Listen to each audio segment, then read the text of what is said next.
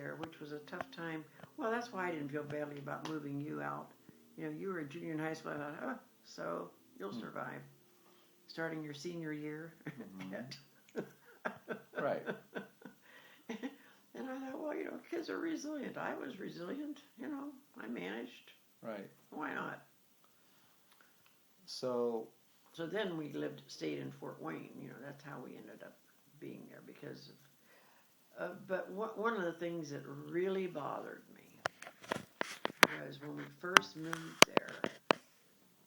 My brother Jim and my dad were both in need of employment quickly. And so before Dad found this job doing war work, and he had to have clearance, so that he was waiting for his clearance to come through, because whatever stuff he was working on was, you know, secured government business. Classified, yeah. So he and Phil hired Jim and my dad to come into his restaurant and had them, one of their jobs was peeling potatoes down in the basement of the restaurant. And I'll never forget I was coming home from school, and Jimmy had dropped out at that point. Jimmy never was a student much, but I was in high school, and my high school was at Central Catholic, right in town in Fort Wayne. And I was coming past the restaurant, and I stopped in there, and here are these two guys sitting on like little milk stools, you know, the three-legged stools, and they're sitting there with huge buckets, and they were peeling potatoes. Popo. And I thought, how humiliating is that? Right. For a man of this talent to be sitting there peeling potatoes. Right. I was very angry about that. And what caused that to happen? He was waiting for this clearance to come through so he could have a job at this government plant. Oh, it was okay, right.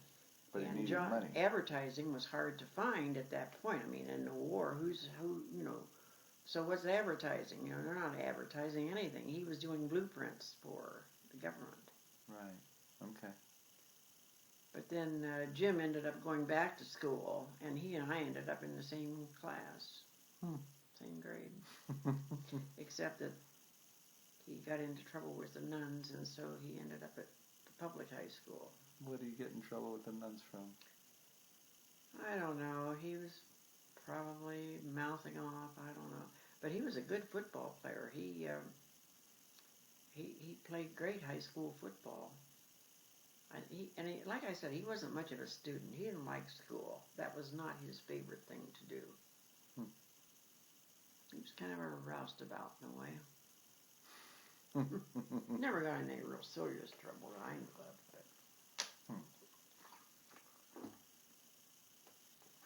And then that drafting was another part of the puzzle in terms of how Popo started working and, you know, drawing. Well, he was very good at draftsman, and again, he just had a natural bent, I guess, in that direction. If you ever saw any in Van Heffel's catalogs, they were beautiful. The tools that he sketched in these catalogs, they were absolutely beautiful. He also did trailers for in Elkhart, you know, big trailer country there, and he did catalogs for them too. Do we have any of them? Rick might. He might have either, if not the catalog, he'd have some sketches. I don't know how much of that Carol might have. Because they cleaned out a lot of Dad's stuff from his office after he died, and I think before the rest of us got to it. Oh. And I know she's got a lot of pictures that Dad painted. But then Dad gave them to Jim when Jim opened up the restaurant there in Argus. Oh. And the decorating in there was a lot of Dad's pictures. And after he died, why, of course, she kept them and distributed them among her children. So we got very little still a sore point. Well, yeah, but I got as much as I could so that you kids would each have something that was a piece of his art. You had one of the pieces that he always liked very much. That harvester in the field. Yeah. That was one of his favorites. He thought that was some of his better work. I love that piece. We that- have it in our collection up on the wall. That's a dandy. I gave it to you because I wanted to be sure that you got a hold of it. You know, sometimes, again, if Dad and I suddenly go out of the picture, you know, the house is open to whoever it gets here first, I guess. Let me ask you another interesting question. What? That eagle, I have designated for Mike when I had picked the bucket. But I don't want it to go to Chad. I want it to go to Hunter. Oh. How would you handle it? I've never talked to that. Aunt Jim, I think that there is only one simple solution to this. After you are dead and you have given your stuff or that it's acquired by somebody, you are no longer in any position to determine the disposition thereof. If they decide to sell it, it's not up to you. That's even true when you're alive.